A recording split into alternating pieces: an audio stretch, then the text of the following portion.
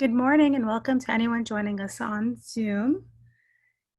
Today is District 10 office hours with Councilmember Johnny Khamis. Give us 1 minute. We're about to start streaming live on Facebook.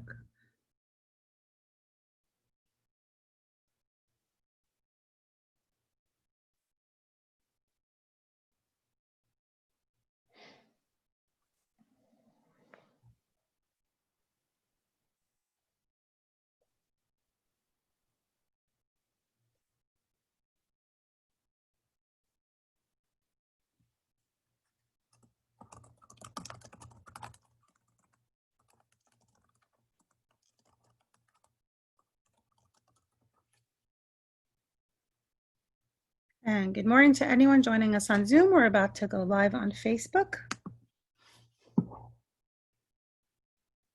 All right, good morning, everybody. This is Councilmember Johnny Khamis, and welcome to our community office hours. As you know, we used to do these live at Hub's Coffee, and unfortunately, the shelter-in-place has prevented us from meeting face-to-face. But I'm hoping that you could see that I'm trying to reach out and make our office and our city more available to all of you via these Zoom meetings.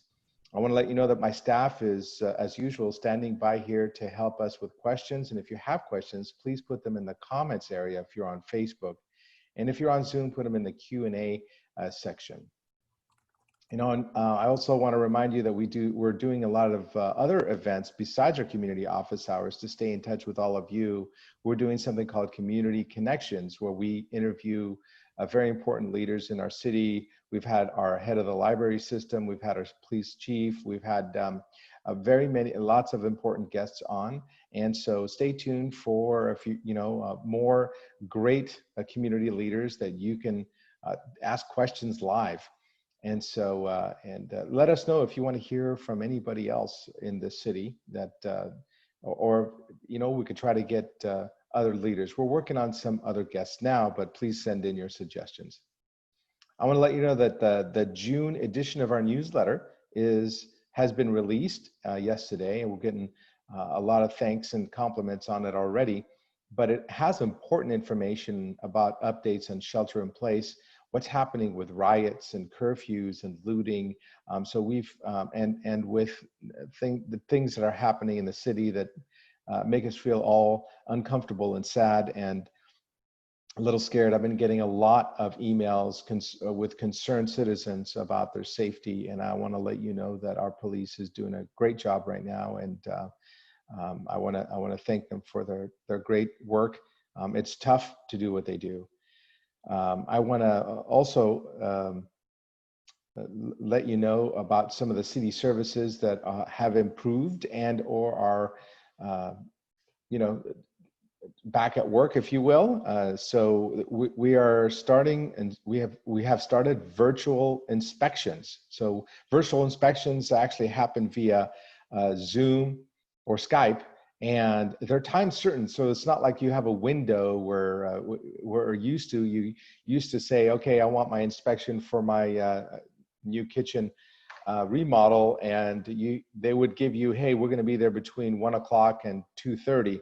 No, not anymore. It's a time certain thing. So you have to log on. If they say 12:30, it's 12:30. And so, that's a bit different than the normal procedure that we used to do. It's a lot more efficient, and I think our staff is going to be doing a great job and actually tackling a lot more inspections this way.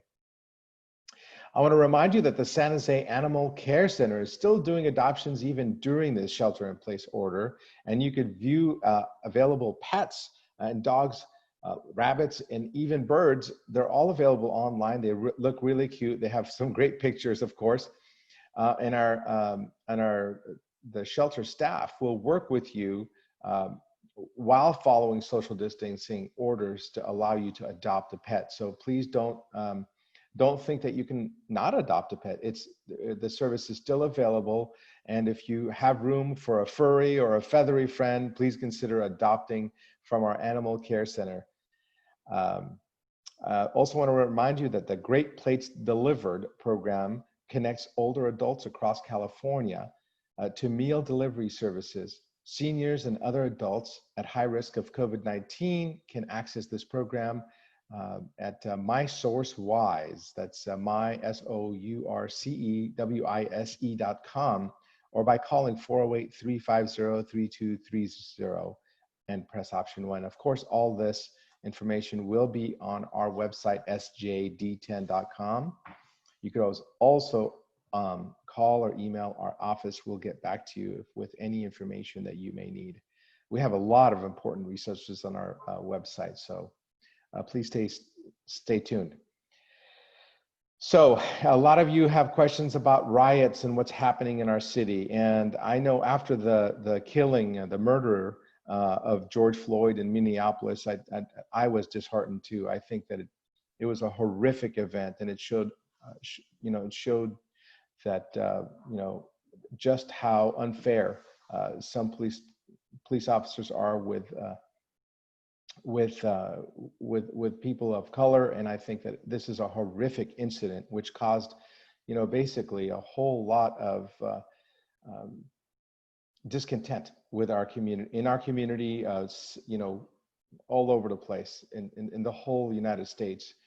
And I agree. I was shocked, and I saw the video. It was horrific, and I think that officer should be in jail. And I could tell you that our officers here in the city of San Jose undergo a lot of training. Now, no police department is perfect, and we have our problems in our police department.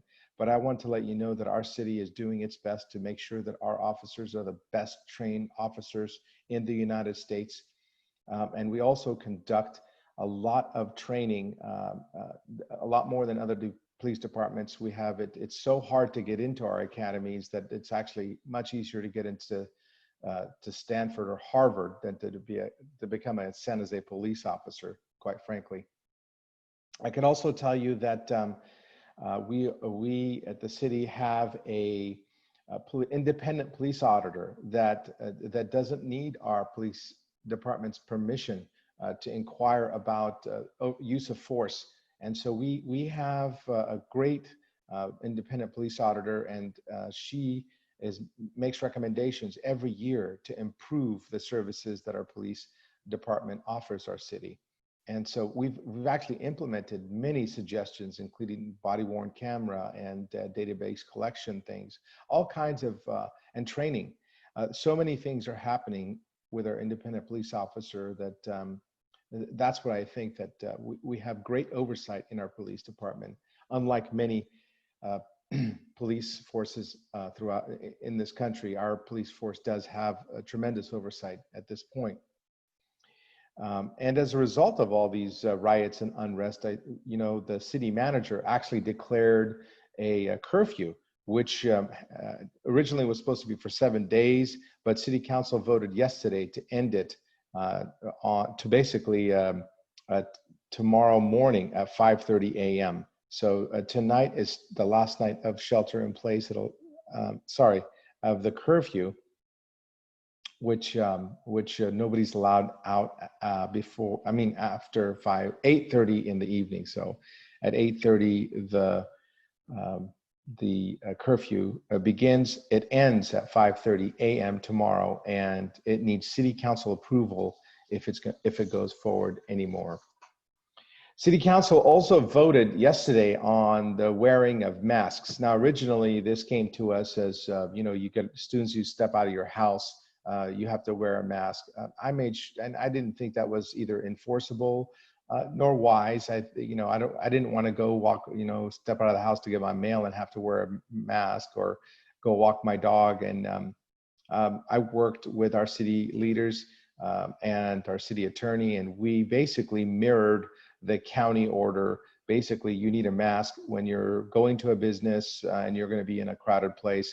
The only difference is the county order doesn't allow you, what is vague about wearing a mask in line. Ours is not. You must wear a mask in line if you're standing in line at Home Depot to get in, or what have you.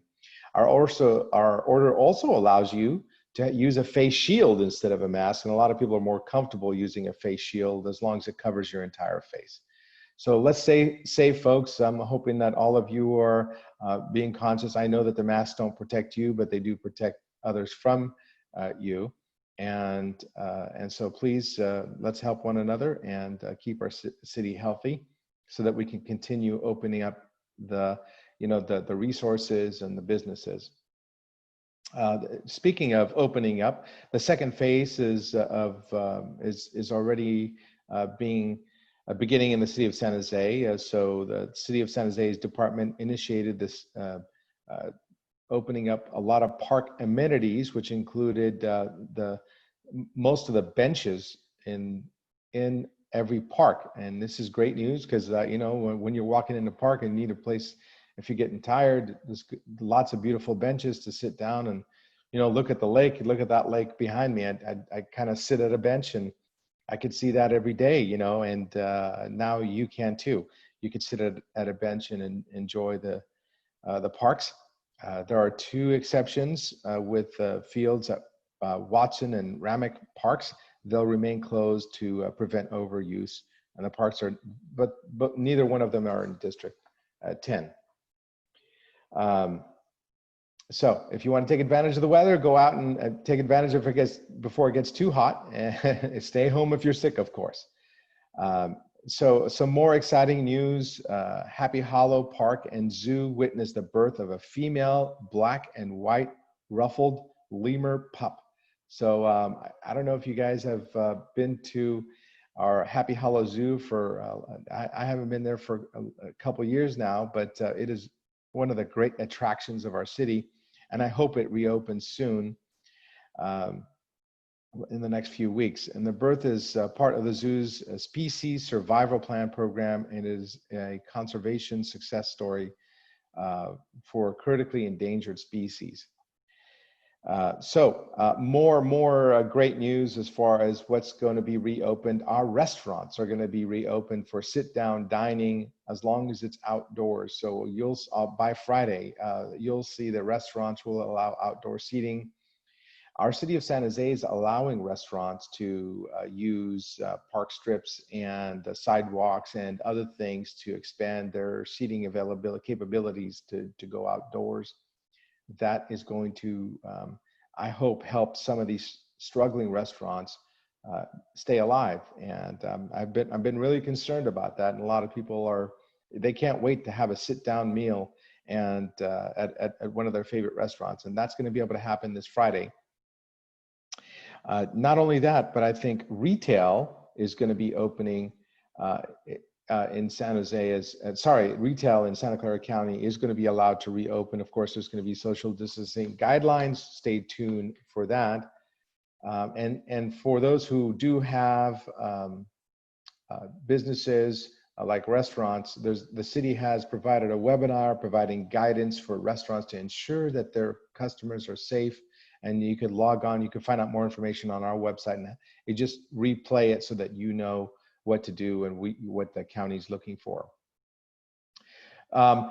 So a lot of people are asking about haircuts. I don't know why they ask me, because I don't have any hair to to cut. However, a lot of people they want to get their hair done, and I am super concerned about our hair cosmetologists, our nail salons. They're all small business owners, and I'm really concerned about the health of their businesses. But it is still not legal for them to open yet, and I'm hoping that they will figure out how we can all get hair care and pampered soon, because it's time. I think it's time. Anyway, we have some great people to thank out in the community. On top of that, Boss Man's Pizza continues to do great things for our community. They continue to feed a lot of our hospital workers and our essential workers. So like first responders. And so I really appreciate all the work that they do. It wasn't a one-time event. They do this on a regular basis, feeding our firefighters and what have you. And I also want to let you know that the Almaden Community Center staff is providing lunches to seniors again. So keep all those in mind. And so right now we're going to shift gears and we're going to go to the question and answer session here. It doesn't look like we have a whole lot of people online, but maybe my staff can tell me if we have had any questions from the public yet. Hi, good morning. Yes, to anyone joining us on Zoom, please enter your questions in the Q&A feature. And anyone on Facebook, we welcome you to put a question or concern in the comments, and we will relay that to the council member. So first question comes from a small business owner in Almaden. They have heard about the survey presented by the roundtable, and they want to know more information about it and how to get involved and how they can provide their feedback. The survey on the roundtable? Yeah, so let me see exactly the question. Oh, the small business COVID-19 survey. That was their exact question. And so that's the survey that's being presented by Silicon Valley Strong through the mayor's office. Yeah, yeah, go ahead, Danelle. Hi, good morning, Councilmember ML. This is Danelle with Councilmember Kamis's office. A resource, Councilmember Khamis provided an article in his most recent newsletter describing the outreach that the council member and mayor are trying to do for small businesses regarding how we're reopening and how we can help the economy moving forward. And in the Councilmember Kamis's newsletter, there's a link that goes directly to the survey. And I would be more than happy to follow up with anybody who has questions and send them that information so they have it for them. Thank you. And that, again, that's another reason to read the newsletter. And what's our next question? Our next question is from a parent. They said that their child sits on the youth commission and they were interested in just learning. They wanted you to share more about what the youth commission is doing. Wow, I think you had some technical difficulties with your sound. I don't know if you could repeat that because. Okay. Go ahead. Yeah. Apologize for that. So the question comes from a parent of a youth commissioner, and they want to learn more about what the plans are for the youth commission now that, under COVID. Well, that's a great question. I know that we love the input from our youth commissioners, and going virtual is all very difficult. The commission will, like many of our commissions, will start up soon. A lot of them have been basically on hiatus until we could figure out how to provide Zoom meeting opportunities, and we can have my staff get back to you on that answer. A lot of the commissions in the city of San Jose are on hiatus again, and we're waiting for instructions on how to get them all working back in order. And we'll get back to you on that answer. Maybe we can have Danelle or one of my other staff members here contact our city manager and see when we're getting the commissions back to work. I also wanted to add that we are our local office, just for District 10 specifically, is working with our District 10 Youth Commissioner, and we're going to be launching a competition amongst all youth. They're going to they're going to submit an essay in an attempt to solve a problem in District 10. And so we'll have more information once they decide on the final essay question. I think Adrian is on the line. Adrian, do you want to chat a little bit about that? Do you want to provide some information of what we have so far? Sure, thanks, Amel. So I am the vice chair of the District 10 Youth Advisory Commission, and we've been working on new events for youth in the face of COVID-19. And one thing we are working on is again, like Amel said, a kind of competition between youth to keep us engaged with the issues and share our perspective on how we think the city should run and fix certain issues in District 10. and that's coming soon, and it's going to be a pretty exciting event.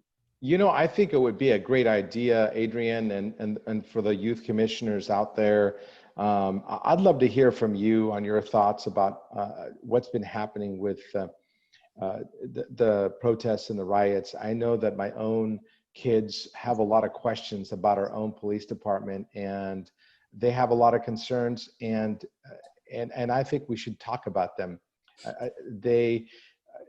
I know that they're frustrated and they see injustice and they want to fight. And I want to make sure that they know that our leaders care about their opinion. So if the youth commissioners would like us to help them do a meeting with our police chief or something like that, we would be happy to help organize such a meeting. And I see youth. They're just as concerned as adults, and I really thank them for their concern, but they have to be educated about laws and what the city of San Jose is doing differently than, say, Minneapolis. Absolutely. And yeah. Councilmember, it's Danelle. I just want to chime in as well. The Youth Commission, I think, had a meeting or two via using Zoom. And then their last meeting was recently, and they're going to have a kind of a recognition party later in the month. And then the city usually takes a small hiatus during July, and then the committees will resume in August. And what we can do is provide the calendar for the next part of the year in the newsletter, so that everybody knows what the meeting times and dates will be for the next 6 months. That sounds great. Thank you, Danelle. Okay, we have Francisco on Zoom. I'm going to provide you with the opportunity to ask the question directly to Councilmember Francisco, if you're available. Yes, I'm here. Can you hear me? Yes. Hi, Francisco. Yeah. Welcome. Yeah. Good morning, council member. Good morning. I live here in Almadine Valley, and we've been experiencing a lot of issues with a car race. My question is, what could be done to mitigate this problem?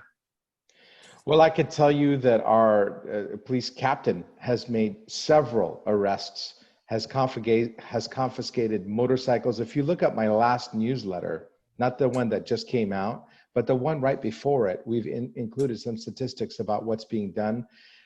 In fact, right after that report came out, we had another report of all the stuff that the captain is doing in our district. We've made so many.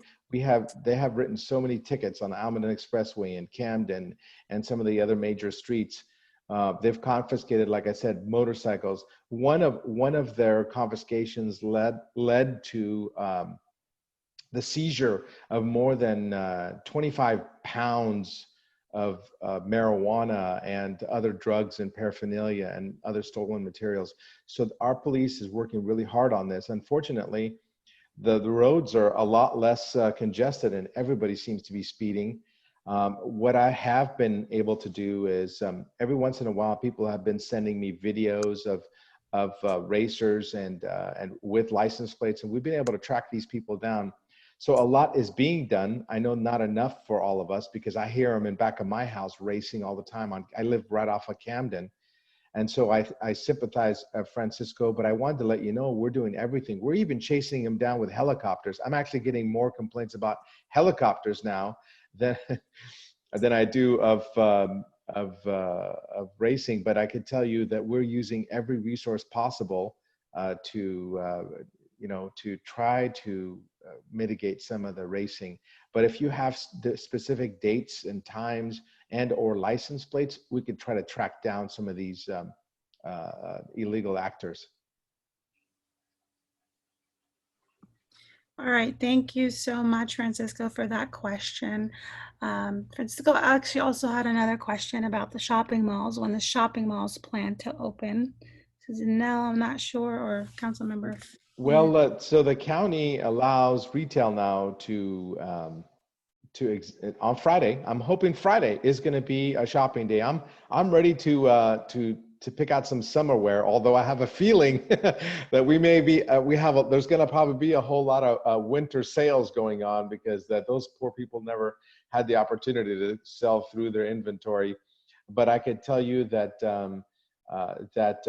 malls will be open, partially open, for limited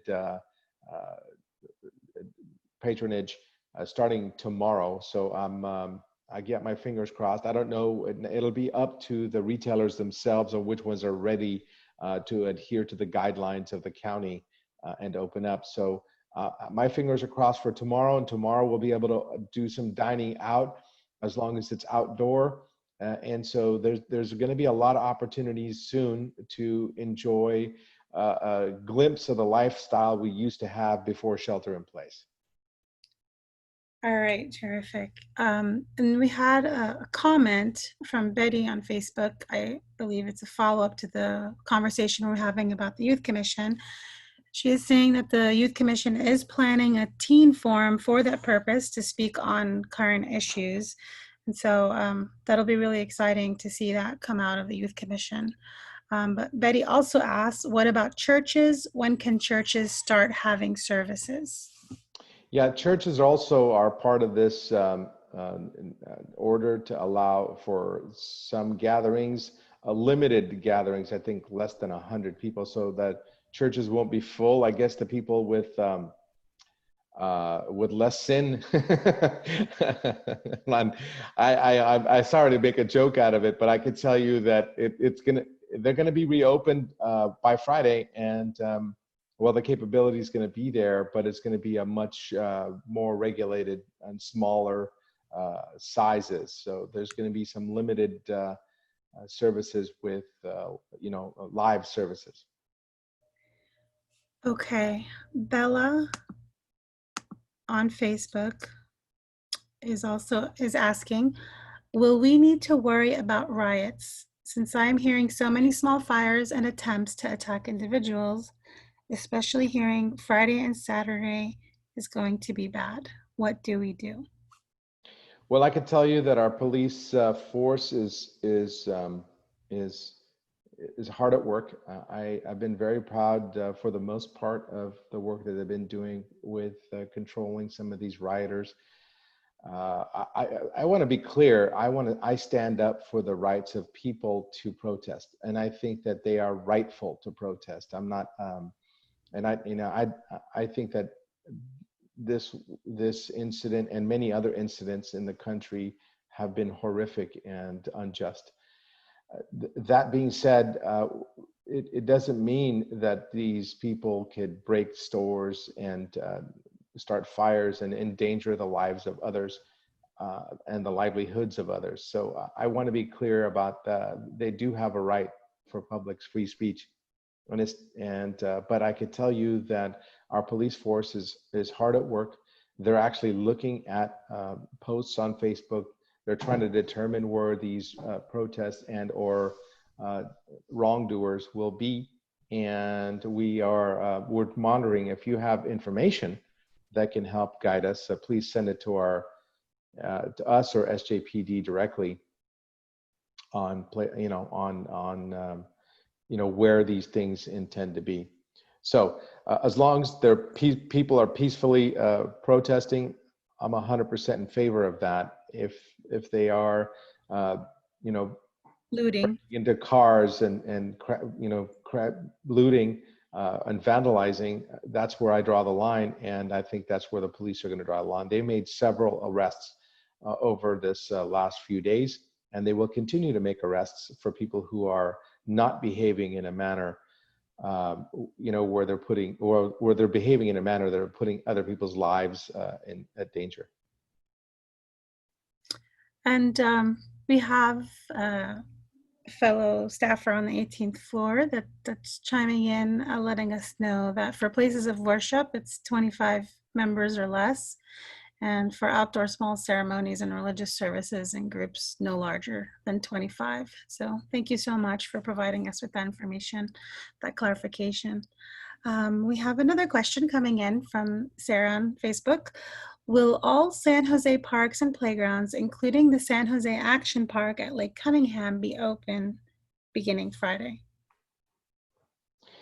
Well, I think Lake Cunningham is going to be open. Some of the park infrastructure, like the swings and some of the tot lots, may not be, but I know that our benches and some of the amenities will be. I know that things like horseshoe fields, bocce ball, tennis courts, some of the other amenities where families can play together are going to be open. But I think that some of the infrastructure for children may not be still. Okay. We actually have a question coming in about Happy Hollow. Adrian, do you want to chime in and ask that question? Sure. So the question is about the temporary housing for the homeless in the Happy Hollow parking lot. And just the question about any sort of updates on the permanence of that and whether that's being transitioned away or what the status on that is. Well, it was intended as transitional housing, and that means it's a temporary transitional housing. It's actually, they were all empty up until like last week, and they just started to fill them up. I could tell you that the city voted to, remove them as soon as Happy Hollow was able to return to full service. So that's what the city of San Jose City Council voted on. Great, thank you. Okay, Danelle, did you have any updates about, you said something about small business while the council member was speaking. Was there something that you wanted to add? I just wanted to share that since the shelter in place started, Councilmember Khamis has been very supportive of our local small businesses. We've all been patronizing the businesses such as the restaurants that were able to stay open and do takeout, and providing in the council members newsletter businesses that were open during the shelter in place.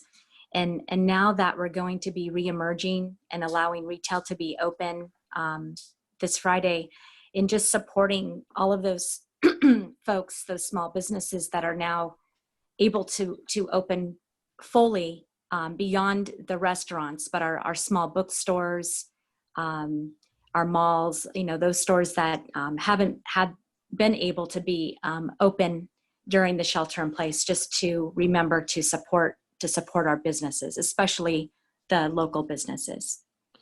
Yeah, I know that my family is looking forward to having some sushi, and I don't know if our sushi places are going to be able to do any outdoor seating, but I'm looking forward to having that. And I want to thank Scott Hughes from District 9's to the District 9 Chief of Staff for answering some of that question. Thank you, Scott. Any other questions? Yes, there's a question about wanting more information about Councilmember Esparza's memo, but I'm not sure if you have any more information about that. I'm not sure which memo that they're discussing. There was a memo that we all voted for yesterday, which was on the Planning Commission restrictions for the new way of handling planning commission appointments. And that was voted on, and everybody accepted it yesterday. We're basically limited one planning commissioner per district, and there could be an override of that rule with 2/3 majority, and so that it helped do more diversification of who's on the planning commission. I voted for it because, quite frankly, District 10 doesn't have a place at the table on the planning commission, and they make a lot of important decisions as to, what gets built and where. And so a lot of, since there are only 7 seats, a lot of districts aren't represented. And I think that sometimes we get a lot of people who want to participate from one district, and that's the way it's been looking for years. And And I think that the rules now are changed where we're going to have some more diverse geographical diversity on the Planning Commission, and I totally support it. I hope that's the memo that we were the question was aimed at. Yeah, I'm not sure either, but hopefully if they still have any more questions, they'll chime in again. So we have a concern from a resident that reached out to the Planning Building Code Enforcement Office. They were on hold and did not receive any assistance, and they want to know what can they do next. Like, they were on hold, and after being on hold, they did not get through. And so, why don't you send us an email? I know that my office has helped a lot of people, especially Danelle from my office, who usually tries to get you connected to the right person. I could tell you that I had a personal experience being on hold, and then just saying, hey, email us. And I just don't like that. It's not customer service. A lot of it has to do with our shelter-in-place order.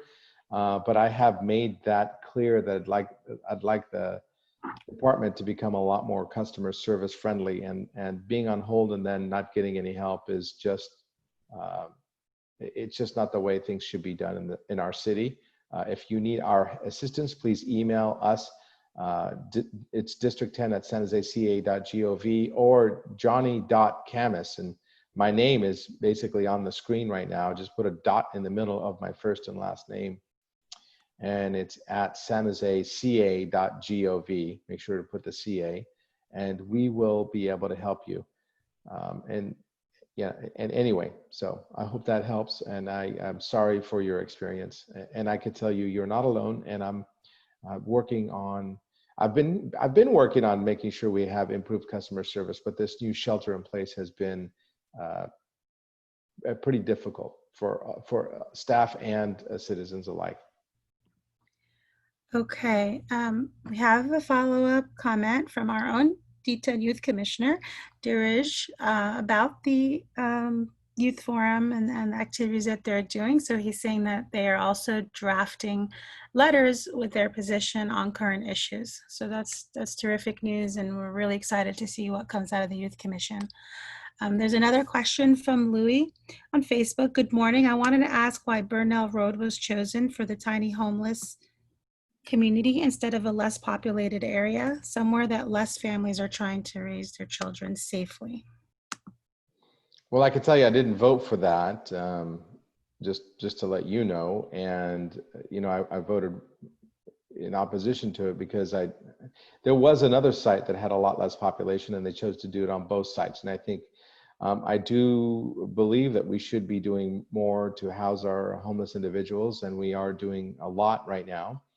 But I could tell you that they chose it because it's city-owned property, and it was easier to locate on city-owned property than on non-city-owned property. And because we have that's pretty much one of the reasons. It also allowed for the capability of putting in electricity, and some of the other pipes or what have you were there. And I think that's one of the reasons why it was chosen as well. The convenience of making it into a tiny home village or what have you.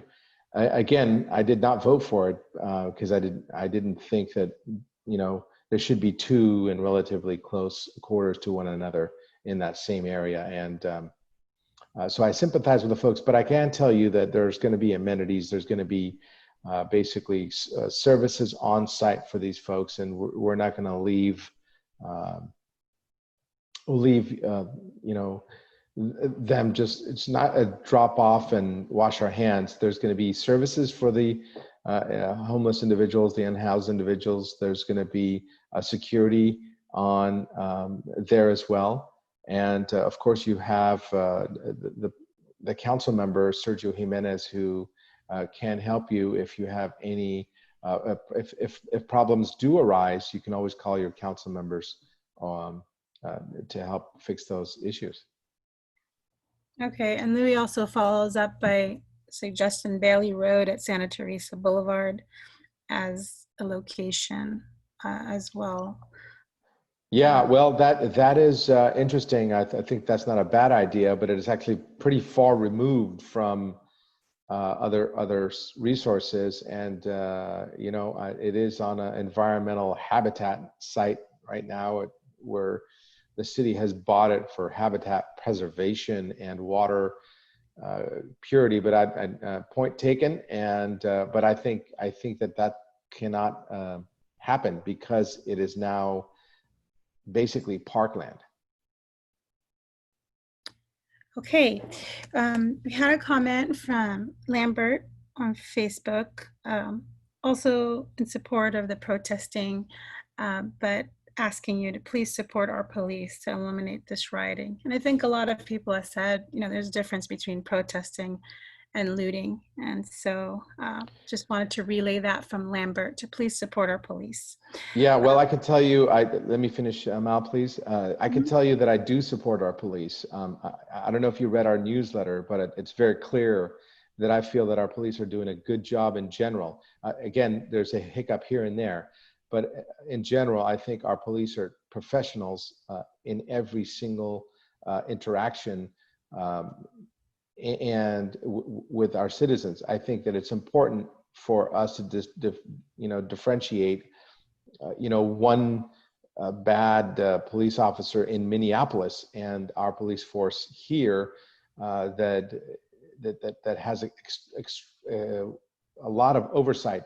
So I do support our police. I wish that the caller here was online. We had 154 people speaking yesterday against our police officers, and I wish more of those people who support our police officers would actually send in public comments or go to these Zoom meetings with our city council and actually express your opinion, because your opinion's not being heard at city council, quite frankly.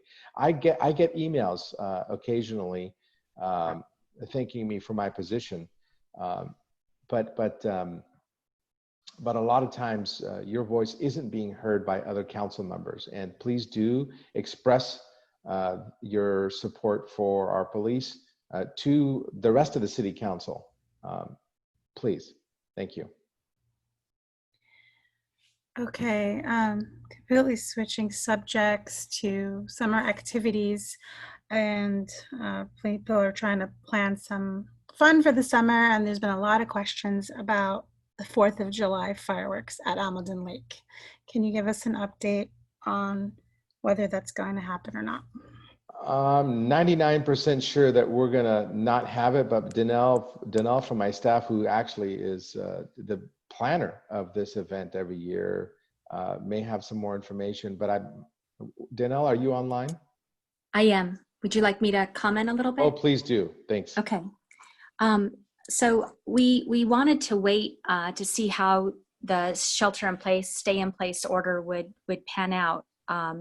Unfortunately, for the safety of the residents, the governor suspended large gatherings in the summer. I think it's either 500 or 1,000 people or more, and does not allow them. So at that time, the city of San Jose, our Office of Cultural Affairs, decided it was best to not issue any permits for large gatherings this summer. And clearly this would fall under definition. So we're not able to have the event at Almaden Lake this year. We are looking at what we could do alternatively, and if there's anything that we could do in that way. But right now, because of the order, we're not permitted to do anything in the large event as we have done in the past.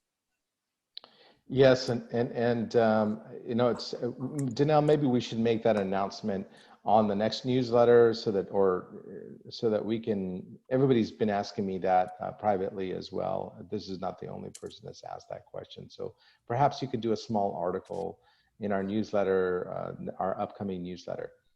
Absolutely. And, I do want to add real quickly though, Councilmember, we have been getting a lot of different folks asking about this event, and they have been very happy that you started this event, I think 5 or 6 years ago, because up until then there was no real community gathering festivals for this kind of event, for a holiday. We certainly have the Almaden Art and Wine Festival, which is wonderful, but because of you, this event took place, and it gathered over 20,000 people.